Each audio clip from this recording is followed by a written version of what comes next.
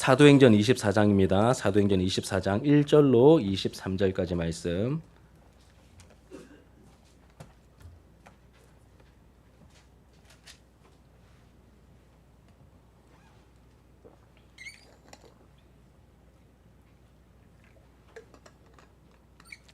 그럼 혹시 좀 더우십니까? 그래요?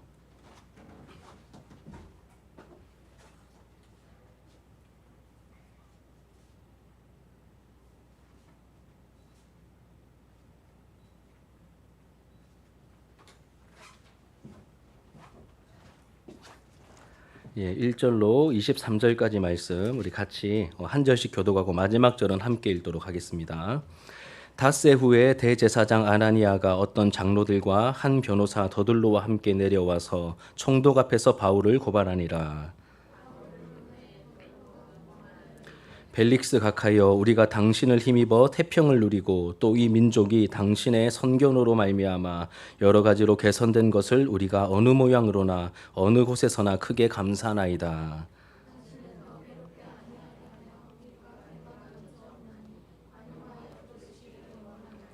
우리가 보니 이 사람은 전염병 같은 자라 천하에 흩어진 유대인을 다 소요하게 하는 자요 나사렛 이단의 우두머리라.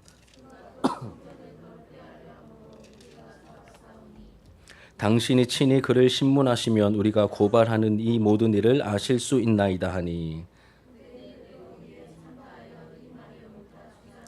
총독이 바울에게 머리로 표시하여 말하라 하니 그가 대답하되, 당신이 여러 해 전부터 이 민족의 재판장 된 것을 내가 알고 내 사건에 대하여 기꺼이 변명하나이다.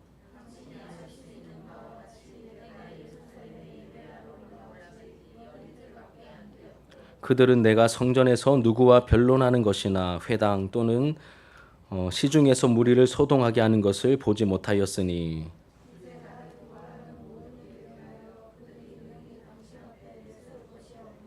그러나 이것을 당신께 고백하리이다. 나는 그들이 이단이라 하는 도를 따라 조상의 하나님을 섬기고 율법과 선지자들의 글에 기록된 것을 다 믿으며,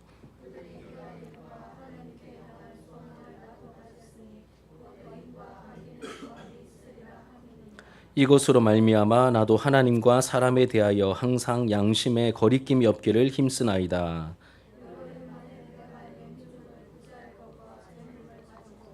드리는 중에 내가 결례를 행하였고 모임도 없고 소동도 없이 성전에 있는 것을 그들이 보았나이다. 그러나 아시아로부터 온 어떤 유대인들이 있었으니,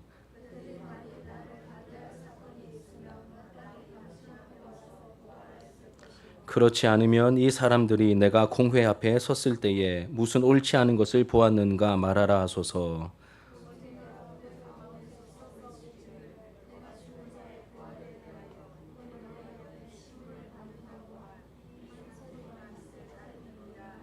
벨릭스가 이 도에 관한 것을 더 자세히 아는 고로 연기하여 이르되, 천부장 루시아가 내려오거든 너희 일을 처결하리라 하고 백부장에게 명하여 바울을 지키되 자유를 주고 그의 친구들이 그를 돌보아 주는 것을 금하지 말라 하니라. 아멘. 오늘 이 본문의 말씀으로 생명을 가진 사람과 그렇지 못한 사람이라는 제목으로 하나님 말씀을 증거하도록 하겠습니다. 여러분 혹시 꽃을 좋아하십니까? 우리 교회에 또 꽃으로 섬겨주시는 분이 계셔서 매주마다 이 강단 앞에 꽃들이 바뀌고 있는데 꽃을 그냥 보면 이게 생화인지 조화인지 잘 드러나지 않습니다. 그런데 이제 꽃을 보면 꽃꽂이를 해놓은 꽃을 보면 이렇게 생화가 있고 조화가 있죠. 생화는 진짜이고 조화는 가짜 꽃입니다. 이 둘의 차이가 어디에 있을까요? 생화는 향기가 있는데 조화는 향기가 없죠. 또 촉감, 만져보면 촉감이 다릅니다. 그리고 결정적으로는 생명이 있고 없고의 차이가 생화와 조화의 차이죠. 우리가 이렇듯 오늘 본문 속에서도 생명을 가진 자와 그렇지 못한 이 두 대상이 말씀 속에서 드러나게 됩니다. 이 둘의 차이를 오늘 우리가 함께 좀 생각해 보려고 합니다. 근데 바로 들어가기 전에 이 본문이 이렇게 시작되는 그 앞부분, 지난번에 다루었던 내용과 그 연결점을, 그 배경이 되는 부분을 먼저 좀 살펴보면 좋을 것 같습니다. 지난번에 버려두거나 방치하지 않으십니다라는 제목으로 말씀을 함께 나누었죠. 이 사도 바울이 예루살렘에 들어온 이후로 바울을 해하려고 벼르고 있던 사람들이 한두 명이 아니었습니다. 바울은 로마군 진영에 갇혀서 지독히도 외롭고 어두운 밤을 지나고 있었죠. 이 세상은 여러분 약해진 그 상황을 만난 사람들 그냥 포기하거나 이제 버려두는 것이 일반적인 세상의 방법입니다. 하지만 바울의 주인 되신 예수님께서는 바울의 주인일 뿐만 아니라 온 세상의 주인 되신 예수님께서는 그 깊은 밤, 그 지독한 밤을 보내고 있던 바울을 찾아오십니다. 그리고 그가 다시 힘을 낼 수 있도록 격려해 주시죠. 그 격려의 말씀이 사도행전 23장 11절입니다. 우리 같이 한번 말씀을 같이 읽겠습니다. 시작. 그날 밤에 주께서 바울 곁에 서서 이르시되 담대하라. 내가 예루살렘에서 나의 일을 증언한 것 같이 로마에서도 증언하여야 하리라 하시니라. 아멘. 그날 밤에 주께서 바울 곁에 찾아오십니다. 그리고 말씀하시죠. 담대하라. 다른 말로 하면 안심하여라. 네가 예루살렘에서 나의 일을 증언한 것 같이 로마에서도 증언해야 한다. 아직 할 일이 남았다 바울아. 이렇게 말씀하시죠. 여러분 우리 주님은 우리가 약해졌을 때 버려두지 않으십니다. 끝까지 붙들어 주시는 예수님이십니다. 뿐만 아니라 바울을 없애버리려 했던 그 적들의 뜻대로 되도록 방치하지도 않으시죠. 바울을 죽이려고 생명까지 내걸었던 그 40여 명의 결사대가 조직되었습니다. 40여 명의 결사대. 인간적으로 이 바울에게는 이제 가망이 없어 보입니다. 하지만 하나님께서는 이 천부장 루시아를 통해 10배 이상 되는 세계 최강의 로마 군대를 통해 바울을 보호해 주시죠. 어마어마한 원래는 비용이 들어가야 되는데 하나님께서 다 조치를 취해 주십니다. 그렇게 바울은 예루살렘에서 가이사랴에 있던 총독 벨릭스에게로 호송이 됩니다. 이 천부장은 바울을 벨릭스 총독에게로 보낼 때 그냥 보낸 게 아니라 편지를 같이 써서 편지와 함께 보내죠. 그 편지의 전문이 23장 26절부터 30절까지 말씀의 내용입니다. 이런 내용입니다. 바울이 이제 루시아 천부장이 총독에게 문안 인사를 먼저 합니다. 그리고 바울을 총독에게 보내는 이유를 이제 간단하게 설명하고 있습니다. 이런 내용이죠. 갑작스럽게 일어난 이 소요 사태 때문에 바울이 죽게 되었는데 로마 사람인 줄 알고 군대를 보내어서 그를 건져내었습니다. 그리고 무슨 일로 그런 것인지 확인하려고 공회를 소집했습니다. 그런데 고발하는 내용이 다른 사람에게 해를 끼친 도덕적으로 사회적으로 일으킨 범죄가 아니라 그들의 종교, 이 율법 문제라는 것을 제가 발견하게 되었습니다. 진짜 문제는 유대인들이 바울을 제거하려는 음모를 꾸미고 있다는 것을 알게 되어서 그래서 총독에게 보내는 것입니다. 그리고 바울을 고발하는 사람들도 나중에 같이 갈 것이니 직접 확인을 좀 해주십시오. 이렇게 편지를 써서 보내죠. 이런 내용입니다. 이 보병의 호위를 받으며 밤새도록 안디바드리라고 하는 곳까지 갔고 그 다음날 기마병의 철통 같은 보호를 받으며 가이사랴까지 들어가게 됩니다. 이제 총독이 있던 곳이 가이사랴거든요. 그리고 총독에게 편지를 주면서 바울을 그 앞에 세웁니다. 편지를 이제 벨릭스가 읽죠. 벨릭스는 편지를 읽고 로마 시민인 바울이 어느 지역 출신이냐고 딴 사람 같으면 안 물어볼 텐데 이제 로마 시민권이 있는 사람이기 때문에 어느 지역 출신인지 확인하고 고발하는 사람들이 올 때까지 이 헤롯 궁에 머무르라고 이렇게 호의를 베풉니다. 이 손에 땀을 쥐게 하는 그런 긴박감이 흐르는 상황입니다. 그런데 아이러니하게도 한번 생각해 보시죠. 바울을 죽이려고 하는 사람들이 누굽니까? 동족인 유대인들입니다. 그렇죠? 그런데 바울을 보호하고 있는 호위하고 있는 사람들이 누굽니까? 이 유대민족의 철천지 원수 같은 이 침략자인 로마 군인들이 바울을 오히려 보호하고 있고 호송하고 있습니다. 굉장히 아이러니한 장면을 우리가 보게 된다는 것이죠. 무엇을 깨닫게 되죠? 모든 것을 합력하여 선을 이루시는 그 하나님의 손길, 하나님의 일하심을 우리가 보게 됩니다. 하나님의 일하심은 언제나 우리의 생각을 뛰어넘습니다. 그리고 실수가 아니십니다. 가장 그 상황에 적절한 방법으로 하나님께서 일하시는 것이죠. 그렇게 시간이 흐릅니다. 며칠이 흐르죠? 오늘 본문 1절을 보시면 닷새가 흐르죠. 5일이 지납니다. 이 대제사장 아나니아가 장로들과 그리고 변호사 더둘로와 함께 총독을 찾아와서 이제 찾아옵니다. 이렇게 편지에 썼잖아요. 바울이 먼저 가고 그다음에 나중에 다른 사람들도 갈 겁니다. 이 둘 말을 확인하시고 이렇게 조치를 취해 주십시오. 이렇게 편지에 내용이 있었죠. 바울은 먼저 와서 지금 헤롯궁에 거하고 있고 이 대제사장 아나니아가 꾸린 나름의 드림팀이죠. 이렇게 굉장히 이제 변호사로서 유명한 이 더들로와 장로들과 함께 총독을 찾아와서 이제 고발을 합니다. 이 법적 전문가인 변호사 더들로가 자기들이 왜 바울을 고발했는지 그 이유를 이야기하죠. 그 내용이 1절부터 9절까지 내용입니다. 앞부분 2절부터 4절은 총독에 대한 인사말입니다. 여러분 한번 우리가 읽었는데 내용이 기억나세요? 눈으로 한번 쭉 보십시오. 그 인사말을. 말이 어떻죠? 우리가 당신을 힘입어 태평성대를 누리고 이 민족이 당신의 선견으로 말미암아 여러 가지로 개선된 것을 우리가 어느 모양으로나 어느 곳에서나 크게 감사하나이다. 이렇게 얘기하면서 좀 인사말이 어떻습니까? 굉장히 거창하죠. 그렇죠? 말을 굉장히 잘합니다. 확실히 돈 주고 섭외한 사람은 다른 것 같아요. 굉장히 이렇게 처리를 잘하는 것 같습니다. 재판장인 이 총독 벨릭스를 추켜 세워서 기분 좋게 만들어주는 말만 골라서 인사말을 하죠. 5절부터는 이제 바울을 고소하는 내용이 나옵니다. 핵심은 이것이죠. 이 사람은 전염병 같은 사람이다라고 말합니다. 전염병 같은 사람이다. 그리고 로마 제국 곳곳에 흩어져 있는 유대인들을 들쑤시는 사람으로 나사렛 이단의 우두머리입니다. 괴수입니다라고 그렇게 말을 하죠. 그리고 총독 당신도 알고 있다시피 우리가 가장 민감해하는 성전, 그 성전을 더럽히려고 해서 우리가 잡은 겁니다. 그를 신문에 보면 당장 알 수 있을 겁니다. 그리고 곁에 있던 유대인들도 더들로의 말에 호응하면서 그 말이 다 맞다라고 막 이렇게 호응을 해줍니다. 이제 전염병 같은 사람, 나사렛 이단의 괴수, 모두 다 이런 표현이 어떻습니까? 전염병 같은 사람, 그리고 나사렛 이단의 괴수, 모두 다 바울을 정치범으로 몰아가고 있습니다. 그냥 종교적인 범죄면 로마 법으로 처결이 안 되거든요. 그러니 정치범으로 이렇게 몰아가고 있는 거예요. 막 이단의 괴수다.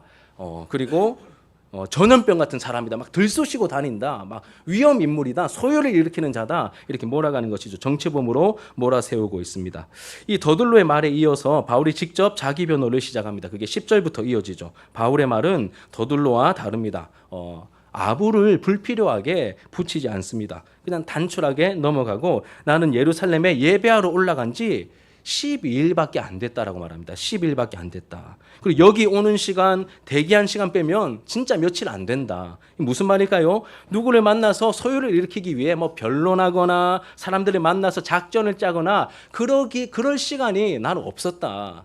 그게 불가능하다. 그럴 여유가 없었다. 그러니 나를 고발하려는 사람들도 증인으로 못 세울 거다. 바울이 이렇게 얘기하고 있는 것이죠.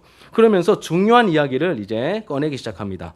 나는 나를 고소하는 유대인들이 이단이라고 말하는 그 도를 따라서 우리 하나님을 섬기고 있다. 이렇게 말합니다. 나는 유대인들의 전통을 따라 하나님을 섬긴다가 아니라 그들이 이단이라고 말하고 있는 그 도를 따라서 나는 하나님을 섬기고 있다. 또 율법과 선지자의 글, 이 구약에 기록된 것을 나는 다 믿는다. 그리고 그들이 기다리는 하나님께 대한 소망, 뭘 말하는 걸까요? 의인과 악인의 그 부활을 믿고 기다리는 사람이다라고 말합니다. 이렇게 하나님을 믿고 성경을 믿고 부활과 심판을 믿기 때문에 하나님과 사람 앞에서 항상 여러분 이렇게 다 하나님을 믿고 심판을 믿고 있는데 함부로 살 수 있을까요? 하나님을 믿는데요. 심판이 있음을 아는데 믿는데 함부로 살 수 있겠습니까? 그럴 수 없겠죠. 그래서 하나님과 사람 앞에서 항상 양심의 거리낌 없이 몸부림치면서 나는 살아가고 있습니다. 이렇게 이야기합니다. 그리고 또 덧붙이기를 내가 3차 전도 여행을 마치고 여러 해 만에 예루살렘에 왔는데 이때도 그냥 오지 않고 기근으로 말미암아 이 예루살렘이 좋지 않았습니다. 그래서 이 어려움을 만난 동족들을 돕기 위해서 구제 헌금을 가져왔거든요. 그래서 그 구제금과 결례를 위한 제물을 가지고 와서 결례를 마치는 의식을 위해 이 예배 드리려고 성전에 있었던 것뿐입니다라고 말합니다. 그러니까 불법적인 모임을 여러분 정치범으로서 불법적인 모임을 바울이 시도하거나 한 적이 있습니까? 없습니까? 그거 없다는 것을 지금 강조하는 겁니다. 불법적인 모임을 가진 적도 없고 소동을 일으킨 적도 없습니다. 도리어 이 아시아에서 나를 봤던 유대인들이 소동을 일으켰습니다. 조금씩 기억이 나십니까? 제가 예전에 설교했던 내용들. 그들을 직접 불러서 확인하면 알 겁니다. 나에게 혐의가 없기 때문에 법적 책임을 지지 않으려고 그들이 지금 이 자리에 나타나지도 못하고 있습니다. 이 말을 하고 있는 것이죠. 그러니까 마지막에 이렇게 말합니다. 나는 단지 공회에서 나에게 말할 기회가 주어졌을 때 내가 죽은 자의 부활에 대해 말한 것 때문에 내가 신문을 받는다. 이 한마디 했다가 막 나누어지고 또 분란이 일어나서 내가 여기까지 오게 되었습니다. 이렇게 말하고 있는 것이죠. 핵심은 이것입니다, 여러분. 바울의 변론의 핵심은 나는 그들이 얘기하는 것처럼 막 나쁜 사람이고 정치범이고 이런 사람이 아니라 나는 나름 신실한 유대인입니다. 나는 신실한 바리새인입니다. 지금 이 말을 하고 있는 것이죠. 지금까지 유대인의 대표격인 이 더둘러가 고소한 내용과 또 이 피고인 바울이 직접 자기를 변호한 내용을 우리가 함께 살펴보았습니다. 여러분, 여기까지 들은 벨릭스가 들었을 총독이니까 재판장이거든요. 들었습니다. 그리고 이 도에 대해서 잘 알았습니까? 몰랐습니까? 잘 알았대요. 벨릭스가. 예수님이 너무 유명한 분이라서 그 이야기를 소문을 많이 들었던 것 같습니다. 이 도에 대해서 나름 잘 알고 있었습니다. 그래서 천부장 루시아가 다시 올 때까지 처결을 유보합니다. 대신 백부장에게 바울을 잘 지키되 자유를 주고 친구들 마음껏 만나게 해주라. 다시 한 번 더 호의를 베풀면서 이 상황이 1차적으로 마무리가 됩니다. 여기까지가 본문의 내용이죠. 내용이 어떻습니까, 여러분? 집중력이 훅 떨어지는데 별로 재미없죠, 그렇죠? 예, 별로 재미없습니다. 만약에 드라마로 만들어도 전 드라마를 되게 좋아하는데 드라마로 만들어도 저도 이제 안 볼 것 같습니다. 내용 자체가 별로 재미가 없습니다. 그런데 이렇게 글로써 말로써 드라마로 만들어도 안 볼 것 같은데 이렇게 글로써 말로써 이 장면을 들으려고 하니 성경에 관심이 없는 분들은 좀 힘들 수도 있겠다 이런 생각이 좀 듭니다. 하지만 하나님께서 이 기록을 남기셔서 우리에게 주셨죠. 이 기록을 남겨서 우리에게 주셨고 이 내용을 통해 우리에게 주시려는 영적인 교훈이 분명히 있겠죠. 분명히 있을 것입니다. 제가 발견한 이 말씀 속에서 이렇게 지리한 이 재판의 과정을 통하여서 사실 이렇게 좀 패스하고 싶은 이 본문을 통하여 우리에게 주시는 그 영적 교훈이 무엇인지 제가 또 설교자로서 발견하고 깨달은 만큼 여러분들과 함께 나누려고 합니다. 오늘 말씀을 보면 전체적으로 두 부류가 비교가 되고 등장합니다. 하나는 더둘로를 포함한 대제사장 일행이고 다른 하나는 누굽니까? 홀로 서 있는 바울입니다. 하나는 드림팀을 이루고 있는 대제사장과 더둘로 일당이고 하나는 혈혈 단신으로 있는 바울입니다. 이 둘의 모습을 살펴보면 참 생명을 가진 사람과 그렇지 못한 사람의 차이를 우리가 발견하게 된다는 것이죠. 먼저 바울의 모습을 통해서 생명을 가진 사람의 특징을 살펴보도록 하겠습니다. 이게 메인이기 때문에 이건 양이 좀 많고 생명 없는 사람의 반응은 메인이 아니기 때문에 마지막에 짧게만 언급하도록 하겠습니다. 첫 번째로 이 생명을 가진 사람의 특징은 이것입니다. 주위 사람들에게 생명의 영향을 미친다는 겁니다. 다시 말씀드립니다. 참 생명을 가진 사람들은 주위 사람들에게 생명의 영향을 미칩니다. 여러분, 더둘로가 바울에 대해서 말할 때 이 재판정에서 재판관인 총독에게 바울에 대해서 고소하고 말할 때 아주 모욕적인 언사를 사용하죠. 표현을 씁니다. 뭐라고 말했습니까? 이 사람은 뭐 같은 사람이요? 전염병 같은 사람이다. 전염병 같은 사람. 여러분, 이 표현이 저도 예전에 뭐 한 10년 전에 읽을 때는 그냥 그렇게 많이 안 와닿는데 이 전염병 시기 코로나 팬데믹을 거치고 난 다음에 이 진짜 좀 너무 심하다. 어떻게 이런 표현을 쓸 수 있을까라는 생각이 좀 들었습니다. 코로나 팬데믹 시기를 지나온 우리에게 이 전염병은 이전보다 더 부정적인 의미로 우리에게 자리 잡고 있을 것 같습니다. 예나 지금이나 마찬가지일 겁니다. 그만큼 여러분 바울은 어떤 사람이라는 거죠? 전염병 같은 사람, 위험한 사람이고 그만큼 조심해야 될 사람이다 이런 뜻입니다. 그런데 여러분 이 전염병 같은 사람이라는 표현은 영적인 의미를 부여할 때 아주 굉장한 표현으로 의미가 바뀝니다. 영적인 의미를 부여할 때 굉장한 의미로 바뀝니다. 전염병의 특징을 한번 생각해 보시죠. 다른 사람을 전염시키고야만은 뭐가 있습니까? 침투력이 있습니다. 전염병에는 침투력이 있고요. 또 감당할 수 없을 정도로 빠르게 파급이 되죠. 파급력이 있습니다. 다시 말씀드립니다. 이 전염병에는 뭐가 있다고요? 침투하고야만은 침투력이 있고 영향을 끼치고 많은 그런 파급력이 있다는 것입니다. 이 코로나19 팬데믹 시기를 우리가 거쳤죠. 여러분 그 시기를 거치면서 코로나에 혹시 여러분 저를 한번 보십시오. 코로나 한 번도 안 걸려 보신 분? 예, 대박입니다. 예. 상 드려야 됩니다. 여러분들 두 분 계시는데 거의 저는 2번이거든요. 평균 2번 이상은 거치지 않았습니까? 그만큼 여러분 이 전염병이 굉장한 침투력과 파급력을 가지고 있다는 것이죠. 바울은 전염병 같은 사람, 영적인 코로나 같은 사람이었습니다. 그래서 바울을 만나면 웬만해서는 여러분 어떤 일이 벌어졌을까요? 복음을 받아들이고 예수 믿는 사람으로 전염이 되는 거예요. 영적인 전염이 되는 것이죠. 그렇게 로마 제국 곳곳에 예수 믿는 사람들의 모임인 교회가 세워지게 만든 사람이 바로 전염병 같은 바울의 모습이었습니다. 이런 표현을 염두에 두고 이런 내용을 염두에 두고 우리 24장 5절을 다시 한번 읽겠습니다. 24장 5절 시작. 우리가 보니 이 사람은 전염병 같은 자라 천하에 흩어진 유대인들을 다 소요하게 하는 자요 나사렛 이단의 우두머리라. 아멘. 네. 유대인들 편에서 어떤 사람이란 것이죠? 너무도 위험한 사람이다. 엄청난 침투력과 엄청난 파급력을 가진 사람이라는 뜻입니다. 마귀의 앞잡이 노릇을 하는 유대인들의 그 배후에 있던 그 마귀가 보았을 때 바울은 어떤 존재였을까요? 위험 대상, 경계 대상, 제거 대상 1호입니다. 바울만 가면 먼 일이 나거든요. 그래서 그렇게 바울 하나 잡으려고 온 유대인들이 대제사장부터 바리새인들에 이르기까지 혈안이 되어서 사람들을 선동하고 막 결사대를 조직하고 돈을 써가며 지금 고소하고 있는 것이죠. 그러면서 여러분 이런 생각이 들었습니다. 여러분 한번 생각해 보십시오. 나는 하나님의 원수인 마귀가 볼 때 위험한 인물일까? 아니면 존재감 없는 인물일까? 이 바울은 하나님 나라의 반대편에 있는 그 적들이 볼 때 경계 대상 1호고 위험 인물 1호였지 않습니까?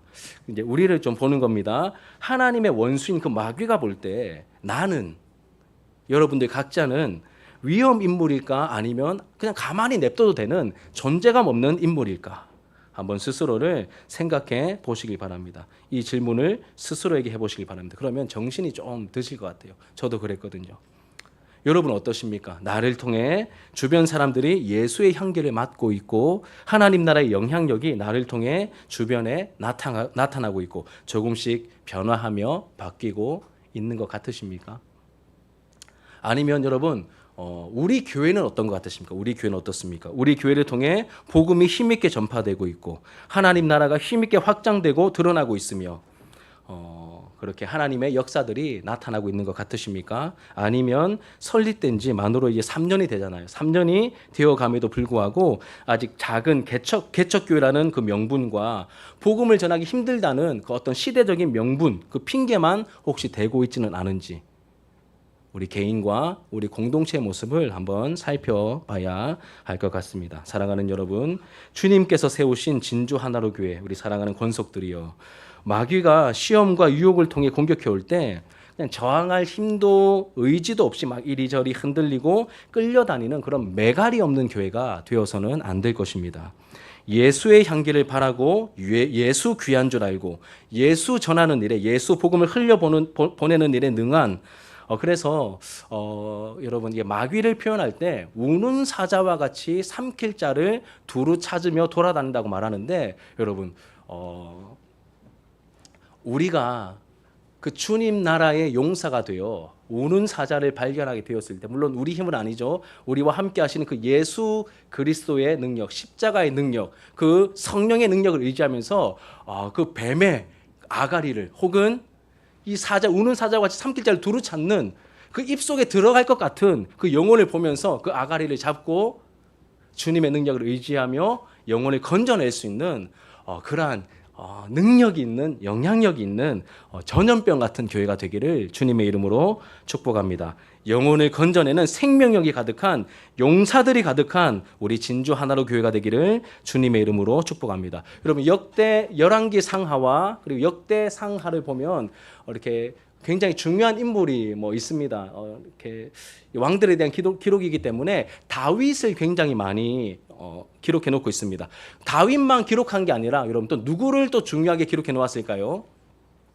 다윗의 용사들입니다. 다윗 혼자 세운 나라가 아니라 다윗의 주변에 많은 용사들이 있었습니다. 마찬가지로 우리도 하나님 나라에 주님의 용사가 되어 그 삼킬자를 두루 찾는 그 악한 마귀의 그 아가리를 잡고 기도와 섬김으로 찢어내면서 그 영혼을 건져낼 수 있는 그러한 주님께서 찾으시고 주님께서 하나님 나라를 확장하실 때 이렇게 주님과 함께 할 수 있는 영적인 용사들이 모여있는 우리 교회가 더욱더 되어가기를 주님의 이름으로 축복합니다. 우리 3주년을 이제 맞이할 겁니다. 우리 이러한 소원을 가지고 하나님 앞에 하나님이 3주년을 맞이합니다.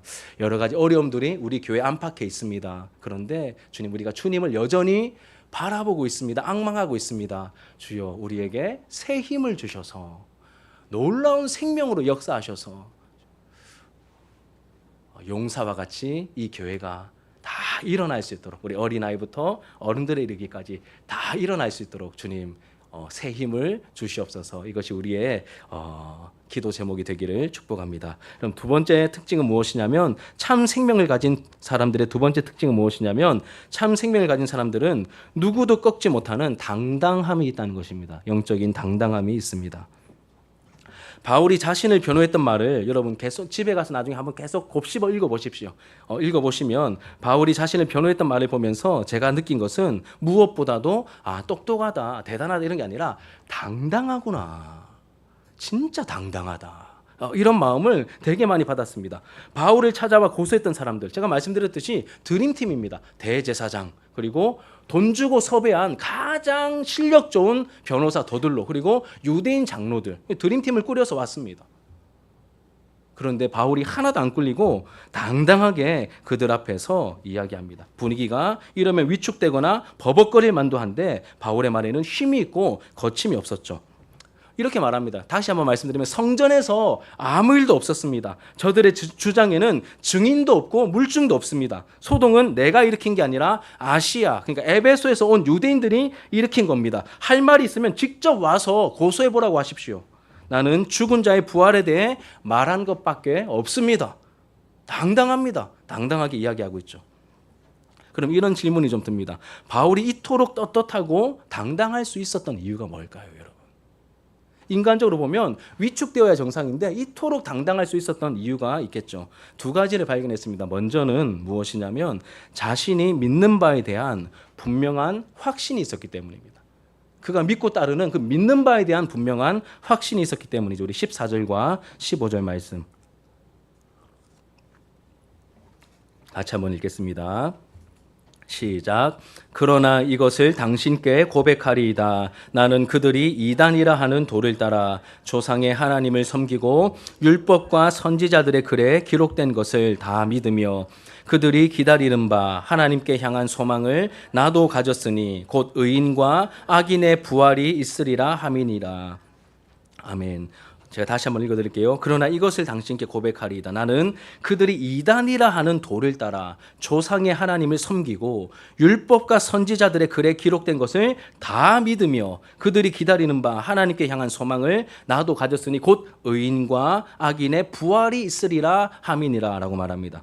바울은 사람들이 이단이라고 해도 말하고 있는 그들은 이단이라고 말하고 있지만 나는 그들이 이단이라고 말하고 있는 그 도를 따라 하나님을 섬기고 있습니다라고 당당하게 이야기합니다. 유대인들의 전통이 아니라 생명이신 예수 그리스도, 길이며 진리이신 예수 그리스도를 따라 하나님을 섬긴다라고 당당하게 말합니다. 이게 생명이기 때문에, 자기가 경험했기 때문에, 너무나 알기 때문에 그 예수님이 엊그제도 한밤중에 찾아오셔서 나에게 담대하라, 안심하라 격려해 주셨고 지금도 성령으로 함께 하시는 그 예수 그리스도이시기 때문에 그 수천 년 동안 이어져 온 유대인들의 전통을 따라 하나님을 섬기는 것이 아니라 당신들이 이단이라고 하는 그 나사렛 이단이라고 말하는 그 이단의 도인, 그 예수 믿는 도를 따라 하나님을 섬기고 있다라고 당당하게 이야기하고 있는 것이죠.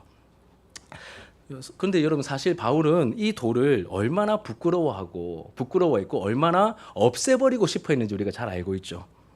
하지만 이 도이신 이 도이신, 이 길이신 예수님께서, 살아계시고 부활하신 그 예수께서 영광 중에 나타나셔서 바울을 만나 주셨습니다. 새로운 사명을 받아 이 돌을 따라 하나님을 참되게 섬기고 있는 바울의 모습이죠. 그리고 이 돌을, 여러분, 이 예수를 사랑하는 동족들에게, 바울에겐 다른 손이 없었습니다.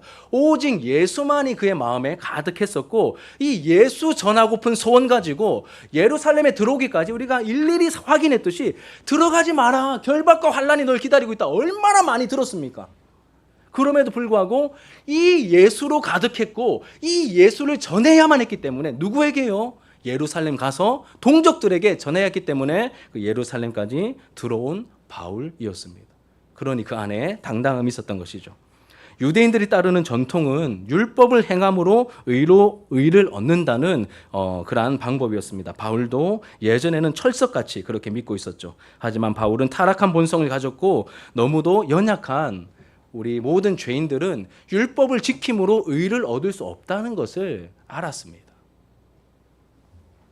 오직 예수를 믿음으로 하나님께서 우리에게 보내어 주신 그 그리스도, 우리의 두 번째 아담이시며 두 번째 대표이신 그 예수 그리스도를 믿음으로 하나님께서 선물로 마련해 주신 그 의를 믿음으로, 은혜로, 선물로 받을 수 있다는 것을 알게 된 것이죠. 믿음으로 의롭게 되고 하나님과 관계를 맺게 되고 교제할 수 있다는 것을 알게 되었죠. 이것을 여러분 뭐라고 합니까? 한마디로 이신칭의의 교리, 이신칭의라고 말합니다. 바울이 예수님께로부터 직접 배운 참도인 것입니다. 이 도의 핵심을 갈라디아서 2장 16절이 이렇게 잘 말합니다. 우리 같이 한번 읽겠습니다. 갈라디아서 2장 16절 시작. 사람이 의롭게 되는 것은 율법의 행위로 말미암음이 아니요 오직 예수 그리스도를 믿음으로 말미암는 줄을 알므로 우리도 그리스도 예수를 믿나니 이는 우리가 율법의 행위로서가 아니고 그리스도를 믿음으로써 의롭다함을 얻으려 함이라. 율법의 행위로서는 의롭다함을 얻을 육체가 없느니라. 아멘. 바울이 당당했던 이유는 자신이 믿는 바에 대한 확신이 있었기 때문입니다. 율법을 지킴으로 의롭다함을 받을 육체는 아무도 없다. 이 예수 그리스도를 믿음으로 말미암아 우리가 의롭다 여김을 받는다. 이것을 확실히 알았기 때문에 나는 당신들이 이단이라고 정죄하는 그 나사렛 예수, 그 예수 믿는 도를 따라 하나님을 섬기고 있다라고 당당할 수 있었던 것이죠. 또 한 가지는 여러분, 양심에 부끄러움이 없는 깨끗한 삶을 살았기 때문입니다. 다시 말씀드립니다. 양심에 부끄러움이 없는 깨끗한 삶을 살았기 때문입니다. 우리 16절 말씀 같이 읽겠습니다. 시작. 이것으로 말미암아 나도 하나님과 사람에 대하여 항상 양심에 거리낌이 없기를 힘쓰나이다. 이렇게 이런 예수님을 믿고 있고 이런 예수를 믿는 도를 따라 하나님을 섬기고 있고 그리고 심판이 있을 것을 알고 부활이 있을 것을 아니 그냥 살아갈 수 없는 겁니다. 하나님 앞에서, 사람들 앞에서 양심에 거리낌 없이 살아가기를 힘쓰고 있다라고 말하는 것이죠. 여러분, 바른 믿음은 바른 삶으로, 거룩한 삶으로 연결되게 됩니다. 왜냐하면 그 믿음을 주신 분, 우리를 거듭나게 하신 분이 누구시죠? 우리에게 믿음을 주신 분, 우리를 거듭나게 하신 분, 효과적인 부르심으로 역사하실 때 일하시는 분이 누구십니까? 성령님이시죠. 성령님이십니다. 이 성령님의 별명은 거룩한 영이시요 성결의 영이십니다. 그렇기 때문에 우리를 어떤 길로 인도하실까요? 너희들 은혜 받았으니, 그냥 거저 받았으니 너희들 마음대로 살아라, 이게 정말 자유다, 이렇게 말씀하실까요? 아닙니다. 우리를 유효한 부르심, 효과적인 부르심으로 부르신 그 성령님은 거룩한 영, 성결의 영이시기 때문에 우리의 삶을 하나님의 성품을 닮은 그 성결과 거룩으로 이끌어 가시는 것이죠. 도덕적으로 순결한 삶을 살아가도록 이끄십니다. 자신의 삶에 매몰되어 탐심 가득한 모습으로 살던 우리를 하나님을 사랑하고 이웃을 사랑하는 삶을 살아가도록 이끌어 주십니다. 그리고 여러분, 이웃사랑의 첫 단추는 다른 게 아니죠. 배려입니다. 배려. 야고보의 제안을, 그러니까 이 예루살렘에 들어왔을 때 원래 안 해도 되는데 이 야고보가 제안했을 때 야고보의 제안을 수용해서 유대인 형제들의 오해를 해결해 주었죠. 이 결례를 행하면서 해결해 줍니다. 그런 바울이 이 유대인들이 너무나 생명 걸고 싫어하는 그 성전, 목숨 걸고 지키려고 하는 그 성전에 그 헬라인을 데리고 들어가는 그런 일을 바울이 여러분 할 수 있겠습니까? 말도 안 되는 소리죠. 평소에 삶을 보면 아는 것이죠. 도리어 바울에게는 하나님의 영광을 보고픈 마음, 동족을 누구보다 사랑하는 애끓는 마음으로 가득했었습니다. 그래서 예루살렘에 온 것이고, 그러니 당당할 수 있었던 것입니다. 여러분, 질문입니다. 하나님과 사람들 앞에서 당당한 삶을 살아가고 계십니까? 그렇지 못하다면 이유는 어디에 있을까요?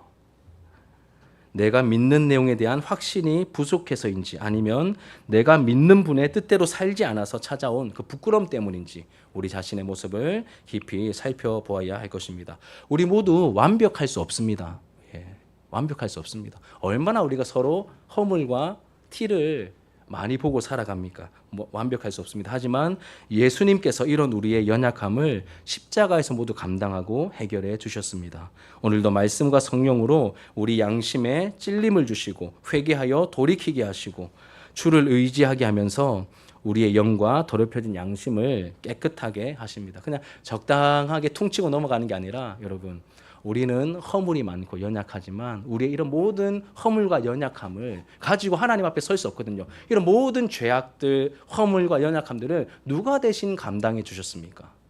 우리 주 예수 그리스도께서 십자가에서 내 대신 그 허물과 죄악과 모든 연약함, 이것 때문에 받아야 될 진노와 형벌과 저주를 내 대신 다 예수님께서 받아 주셨죠. 그래서 우리가 언약이 갱신되는 것이고 우리가 은혜를 덧입어 살아갈 수 있는 것입니다. 그런데 여기서만 멈추시면 안 됩니다. 예수 피를 의지하며 하나님 앞에 자신 있게 설 수 있게 될 뿐만 아니라 거룩하고 성결한 삶을 통해 사람들 앞에서도 당당하고 자신 있게 예수를 드러낼 수 있는 삶을 살아가기를 원하십니다. 그러니 그 자리까지 우리가 가야 하는 것이죠. 그냥 예수님께서 다 용서해 주셔, 그냥 다 아실 거야, 이걸로 퉁치고 넘어가는 게 아니라 우리의 삶에, 내 영혼에, 내 양심에, 내 삶에 실제적인 성화의 진보가 일어나기를 예수님께서 바라고 계신다는 것이죠. 그걸 바라면서 우리에게 은혜를 주시는 것입니다. 여기까지가 여러분 생명 있는 사람의 특징입니다. 그러면 생명 없는 사람의 특징은 어떻게 나타날까요?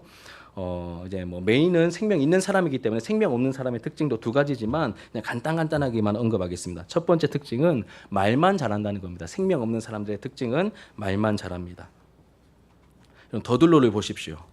얼마나 말이 유창하고 번지르르 합니까? 하지만 진리를 기초로 한 말이 아니기 때문에 결정적인 힘이 없습니다, 여러분.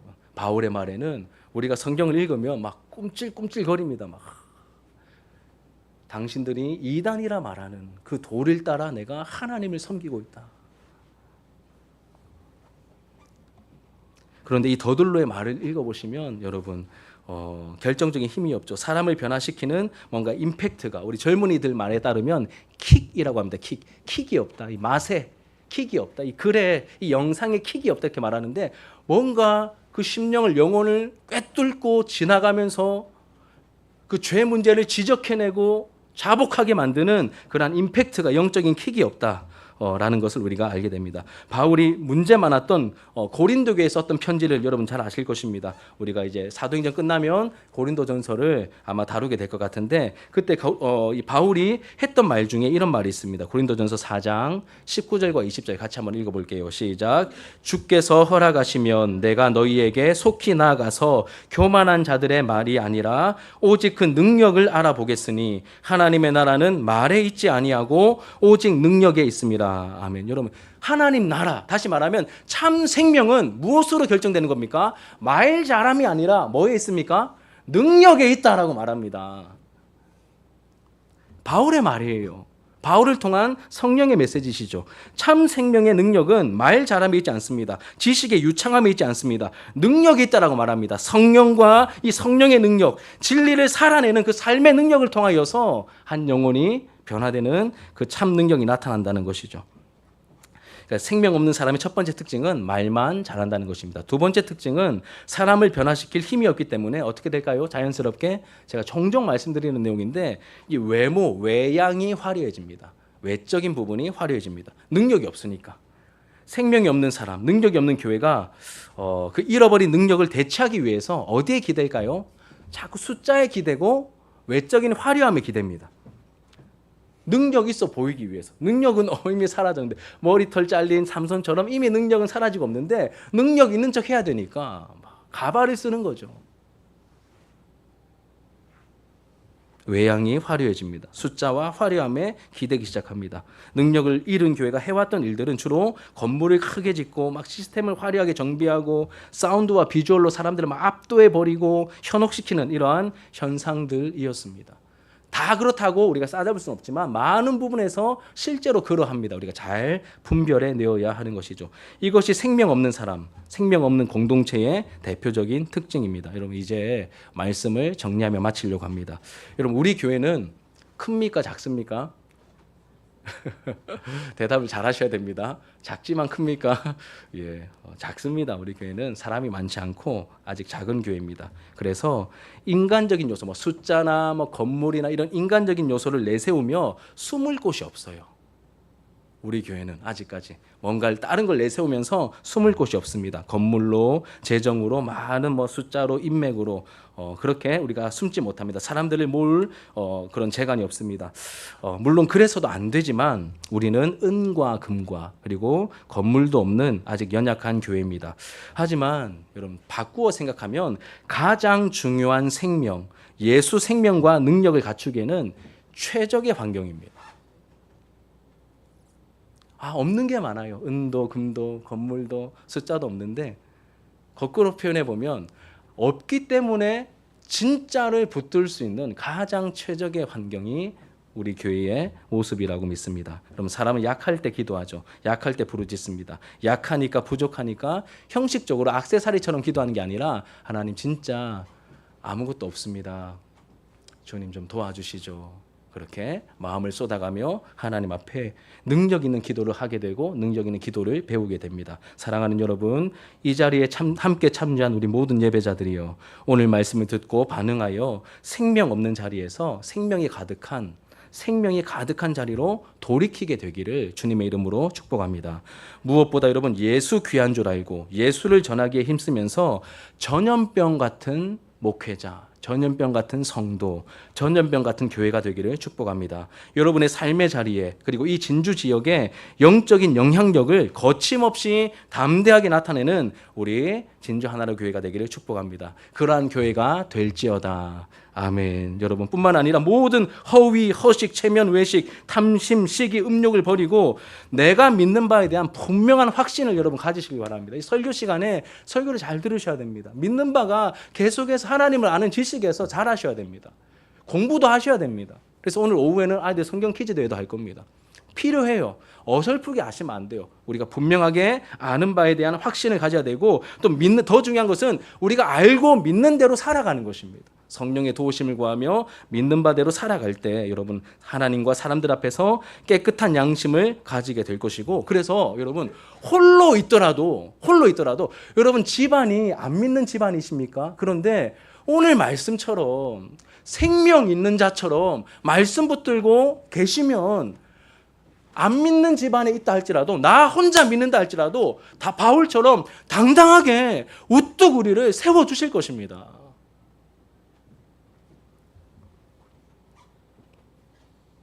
참 생명을 가진 우리의 모습이 되길 축복합니다. 저 세상의 권세자들과 이 세상의 세력들이 바울 하나를 어찌하지 못합니다. 여러분, 저 많은 사람들이 바울 하나를 어떻게 하지 못합니다. 바울 곁에, 바울 안에, 바울 뒤에, 바울과 함께 계신 그 부활하신 영광의 주님께서 바울과 함께하고 계시니 여러분, 당당할 수 있었던 것이죠. 이런 바울의 모습을 보게 됩니다. 예수 생명이 가득한 교회, 예수 복음으로 사람을 살리고 변화시키는 그러한 전염병 같은 그런 침투력과 파급력이 있는 우리 교회가 더욱더 되어가기를 예수님의 이름으로 축복합니다. 우리 함께 말씀을 기억하면서 찬양하도록 하겠습니다.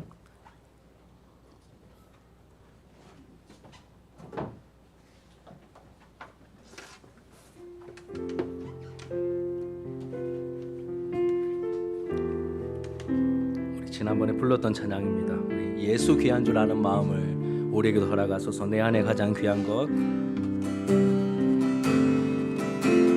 내 안에 가장 귀한 것 예수를 알미라.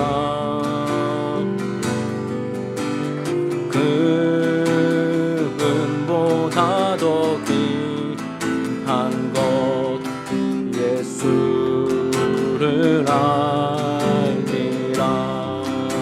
세상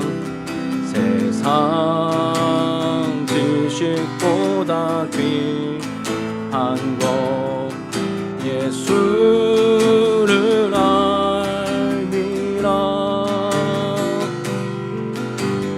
내 안에 가장 귀한 것 예수를 알미라. 예수의 이름, 예수의 이름, 존귀한 그 이름, 예수의 이름,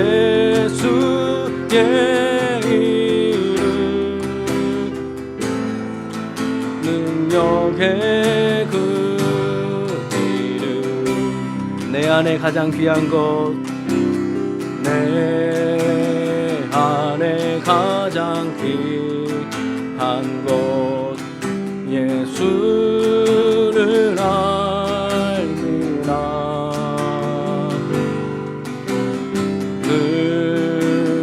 그분보다 더 귀한 것 예수를 알미라. 세상 지식보다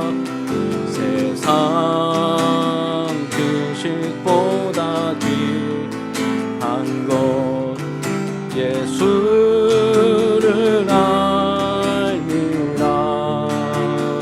내 안에 가장 귀한 것 예수를 알미라. 예수의 이름, 예수의 이름, 존귀한 그 이름, 예수의 이름, 능력의 그 이름. 나의 만족과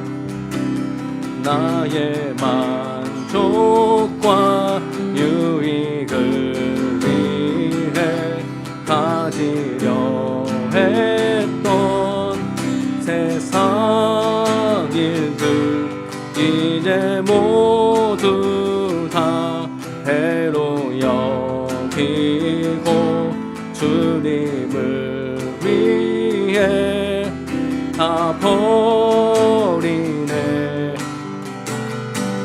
내 안에 가장 귀한 것 주님을 알미라. 모든 것 되시며 의와 기쁨 되신 주 사랑합니다.